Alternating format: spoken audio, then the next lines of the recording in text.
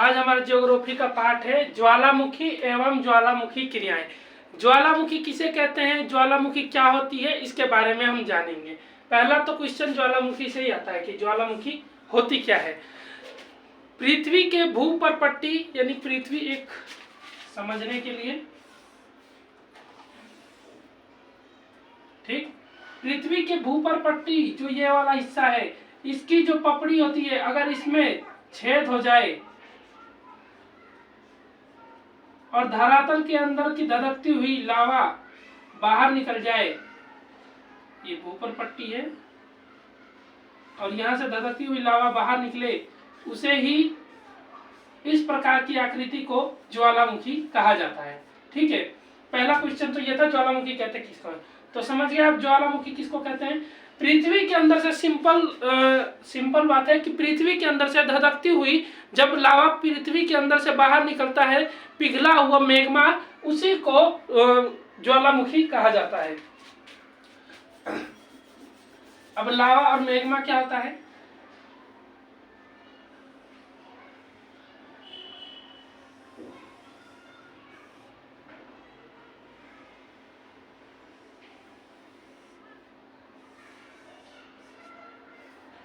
ठीक, ये पृथ्वी का एक रफली है, पृथ्वी के ऊपर एक ज्वालामुखी है और यहां से निकलता है मैग्मा। तरल पदार्थ, पृथ्वी के अंदर हमने पढ़ा है कि तरल पदार्थ होता है। पृथ्वी के कोर में जो तरल पदार्थ है, जब वो प्रेशर, जब उसका ताप बढ़ जाता है और वो निकलता है बाहर की तरफ, तो उसको ही लावा कहा जाता है। ठीक है, उसके बाद से ज्वालामुखी का पदार्थ, ज्वालामुखी के अंदर से आखिर क्या क्या निकलता है। तो ज्वालामुखी के अंदर से सल्फर और कई प्रकार की धातुएं, जैसे मैग्नीशियम, सिलिकॉन और सोना, चांदी, ये सब भी धातुएं उसमें से निकलती हैं। ज्वालामुखी के अंदर से जो निकला हुआ, सबसे पहले ज्वालामुखी के अंदर से धुआं, भाप, जलवाष्प, ठीक है, ये सारी चीजें निकलती हैं ज्वालामुखी के अंदर से। जब ये सब निकल जाती है तो इसके बाद से जो इसके अंदर से निकलता है तरल पदार्थ में प्लाज्मा टाइप का, जो कि हमने पढ़ा था कि कोर के अंदर होता है, उसको ही मैग्मा कहा जाता है। जब वो बाहर निकलता है तो उसको मैग्मा कहा जाता है। ठीक है, और जब वो आके जम जाता है तो इसको लावा कहा जाता है। जब निकल रहा है तो मैग्मा। ठीक है, तो ज्वालामुखी के अंदर से धुआं, भाप, जलवाष्प, ये सारी चीजें निकलती हैं। ठीक है, लावा निकलने का सबसे और अधिकतर जगह पे हमें बस ये दिखाया जाता है कि लावा निकलता है, नहीं, लावा के साथ साथ धुआं भी निकलता है। यहाँ तक कि जो अमेरिका का अलास्का शहर है, अमेरिका में एक अलास्का नाम का शहर है, वहां पे इतने सारे ज्वालामुखी हैं कि उनके अंदर से लावा ही नहीं निकलता, उनके अंदर से भाप और धुआं, जलवाष्प ही निकलता है, जिसके कारण उस शहर का नाम ही अलास्का को हजारों धुआंरों का शहर कहा जाता है। हजारों मतलब हजारों धुआंरों का शहर, क्योंकि वहां पे हजारों ज्वालामुखी हैं और सबके अंदर से धुआं और जलवाष्प ही निकलता है, इसीलिए उसको हजारों धुआंरों का शहर कहा जाता है। ये सारे वो पदार्थ हैं जो ज्वालामुखी के अंदर से निकलते हैं। ज्वालामुखी के अंदर से निकली हुई मिट्टी बहुत ज्यादा उपजाऊ होती है। जब ये मिट्टी, जो लावा, जो पिघला हुआ प्लाज्मा टाइप का जो पदार्थ रहता है, जब वो सूख जाता है, ठंडा पड़ जाता है कई महीने के बाद, तो उसके अंदर जो खेती की जाती है ना, वो खेती का उपजाऊपन बहुत ज्यादा होता है, क्योंकि पृथ्वी के अंदर से निकली हुई चीज एकदम शुद्ध और बढ़िया होती है, इसीलिए उसका उपजाऊपन बहुत ज्यादा होता है। ठीक है,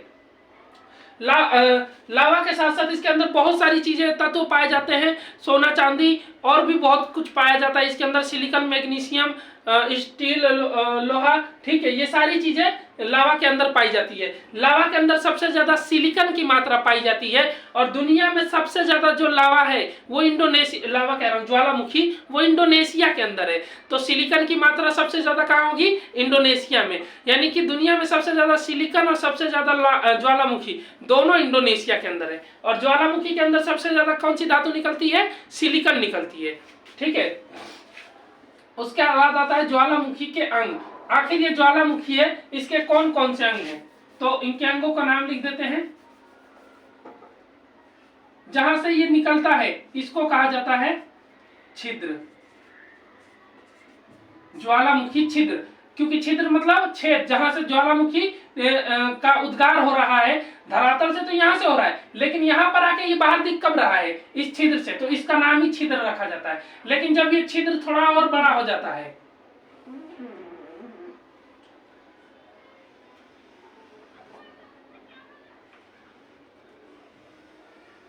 ठीक है, तो इसको क्रेटर कहते हैं, बड़ा हो जाने के बाद, बड़ा क्रेटर, ठीक है।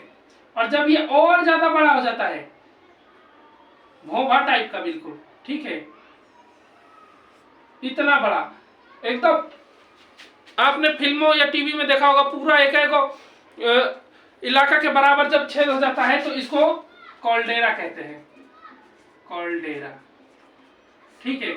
इसी को, ये तीनों एक ही चीज का नाम है। छोटा रहता है तो छिद्र, थोड़ा बड़ा होता है तो क्रेटर, और थोड़ा और बड़ा हो जाता है तो कॉल्डेरा। ये ज्वालामुखी के अंग है। उसके बाद से ज्वालामुखी के साइड में ये जो पहाड़ आप देख रहे हैं, ये पहाड़ है। ये पहाड़ शुरू में नहीं रहता है। जब धरती, ये धरती है, धरती फटती है तो यहाँ से जब मैग्मा निकलता है, निकल के यहीं पे सूखने जाता है, ठीक है। कौन पटरने जाएगा धधकता हुआ लावा को, कोई नहीं जाएगा, यहीं पर सूख गया। उसके बाद से जब अब अगली मैग्मा निकलेगी तो वो इसके ऊपर निकलेगा, ठीक है, इसके ऊपर चला गया। फिर अगली जो मैग्मा निकलेगी वो इसके ऊपर चला जाएगा। फिर जो अगली मैग्मा निकलेगी वो इसके ऊपर जाके सूख जाएगा। अगली मैग्मा इसके ऊपर सूख जाएगी, फिर अगली मैग्मा इसके ऊपर। इस तरह करते करते ये ऊंचाई इसकी बढ़ती जाती है और धीरे धीरे ये पूरा पहाड़ बन जाता है। इसको शंकुधारी, शंकु ज्वालामुखी कहते हैं, ठीक है। इसी को शंकु ज्वालामुखी। शंकु क्या होता है, जोकर वो टोपिया होता है, देखा होगा हैप्पी बर्थडे वाली, उसको शंकु ही कहा जाता है, ठीक है।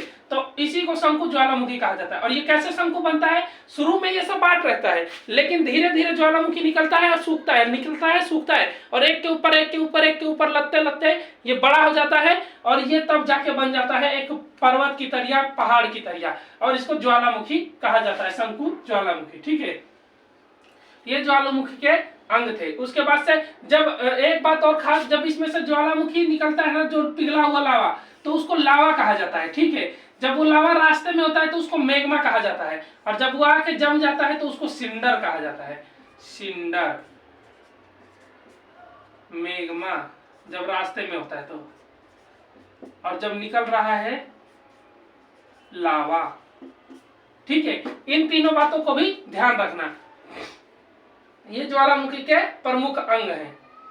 फिर आता है ज्वालामुखी के प्रकार। तो ज्वालामुखी को दो प्रकारों से बांटा गया है। पहला उद्गार के अनुसार, यानी कि जब वो निकलता है तो किन किन तरीके से निकलता है उसके अनुसार, और दूसरा उद्गार की अवधि के अनुसार। तो उद्गार के अनुसार हमें ज्यादा जरूरत नहीं होती है, पेपर में क्वेश्चन भी नहीं आता, लेकिन उद्गार की अवधि यानी कितने टाइम के बाद निकल रहा है, इसके अनुसार इसको 3 भागों में बांटा जाता है। हम उसके बारे में जानेंगे, ठीक है।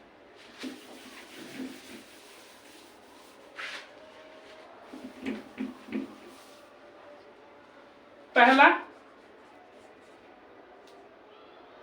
सक्रिय ज्वालामुखी।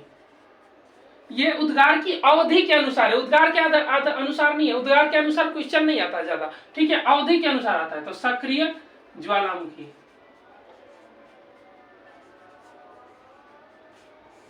सक्रिय ज्वालामुखी उसे कहा जाता है जो ज्वालामुखी में हर एक महीने या 1.5-2 महीने या साल भर में एक बार विस्फोट या 2 बार विस्फोट या विस्फोट होता रहता है, ठीक है। जहां पे हमेशा विस्फोट होता रहता है, ज्वालामुखी है, भड़ाक भड़ाक भड़ाक भड़ाक निकलता रहता है, तो उसको सक्रिय ज्वालामुखी कहते हैं। विश्व में 500 से भी ज्यादा सक्रिय ज्वालामुखी है वर्तमान में, ठीक है। और इन 500 में भी सबसे ज्यादा जो सक्रिय ज्वालामुखी है वो प्रशांत महासागर के चारों तरफ है। और उसी में से एक सक्रिय ज्वालामुखी जो दुनिया का सबसे फेमस है, उसका नाम है स्ट्राम्बोली, स्ट्राम्बोली, स्ट्राम्बोली ज्वालामुखी। यह ज्वालामुखी इटली के सिसिली द्वीप पर लिपारी नाम का एक स्थान है, वहां पर है। ये इतना ज्यादा प्रचलित होता है, इतना ज्यादा प्रचलित होता है कि भर दिन चट्टा बहते धधकते ही रहता है, धर धर धर धर धर। तो कोई भी रोशनी, जब इतना बड़ा ज्वालामुखी है, सालों से धधक रहा है, 1993 से धधक रहा है चट्टा, ठीक है। उस समय से धधक रहा है, तो धधकते धधकते ये समझो कितना बड़ा पहाड़ बना दिया होगा, पहाड़ बना दिया होगा। क्योंकि मैंने अभी बताया पहाड़ कैसे बनता है, निकलता है सूख जाता है, निकलता है सूख जाता है। तो वही होते होते ये पहाड़ बन गया। पहाड़ बनने के बाद हुआ क्या कि ये अभी भी धधकता है, धधकता है तो रोशनी निकलती है। जब रोशनी निकलती है तो दूर से ये भूमध्य सागर में है, ठीक है। जो इटली द्वीप है ना, देश है ना, वो एक महासागर, एक अटलांटिक महासागर के बगल में एक सागर है, उसका नाम है भूमध्य सागर। वहां पे तो वहां पे बड़ी बड़ी जहाजें चलती हैं। तो बड़ी बड़ी जहाजों को रास्ता दिखाने के लिए ना लाइट हाउस होते हैं, जो गोल गोल, आपने फिल्मों में देखा होगा, और बड़ा सा खंबा रहता है, उस पर बल्ब लगा रहता है, वो गोल गोल नच के बताता है, ठीक है, लाइट हाउस, कि रास्ता किधर का साफ है किधर का नहीं है। उसी तरह इसको लाइट हाउस कहा जाता है, ठीक है। इसको प्रकाश स्तंभ भी कहा जाता है, प्रकाश स्तंभ। प्रकाश स्तंभ उसी को कहा जाता है, लाइट हाउस को। क्यों कहा जाता है? क्योंकि स्तंभ की तरह खड़ा है और प्रकाश करता रहता है, धधक धधक के, धधक धधक के, ठीक है। तो इसलिए इस ट्राम्पोलिन को प्रकाश स्तंभ कहा जाता है, ठीक है, भूमध्य सागर में, इटली के पास। उसके बाद से आता है बैरन और नारकोंडम। ये दो ज्वालामुखी, दोनों अंडमान निकोबार द्वीप में है। दोनों ज्वालामुखी सक्रिय ज्वालामुखी हैं। ये हमारे भारत के ज्वालामुखी है, ठीक है। हमारे भारत में है बैरन और नारकोंडम, दोनों ज्वालामुखी सक्रिय ज्वालामुखी, यानी धधकते रहते हैं, ठीक है। उसके बाद आता है दूसरा प्रसुप्त ज्वालामुखी,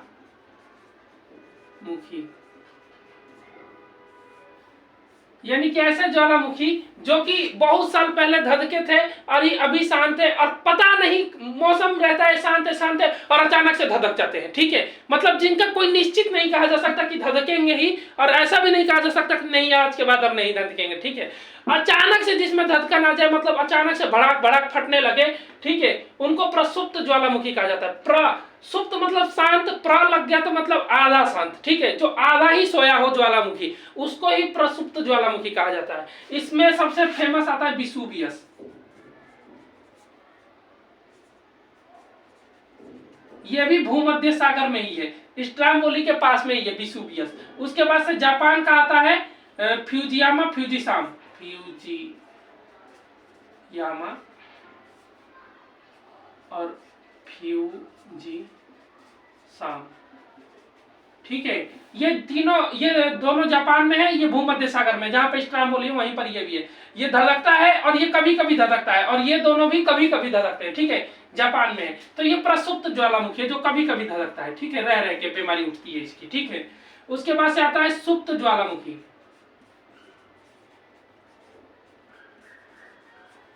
सुप्त ज्वालामुखी वो ज्वालामुखी होती है जो हमेशा के लिए पटुआ गई है, बेटा अब नहीं कुछ भी होगा, मतलब एकदम चित्त पड़ी हुई है, ठीक है, वो सुप्त ज्वालामुखी होती है। एकदम शांत ज्वालामुखी जिसमें सालों से कभी कुछ ना हुआ हो, मतलब ना भड़क रही है ना कुछ हो रही है, कोई फर्क नहीं पड़ रहा। इसमें सबसे फेमस आता है अफ्रीका का किलीमंजारो।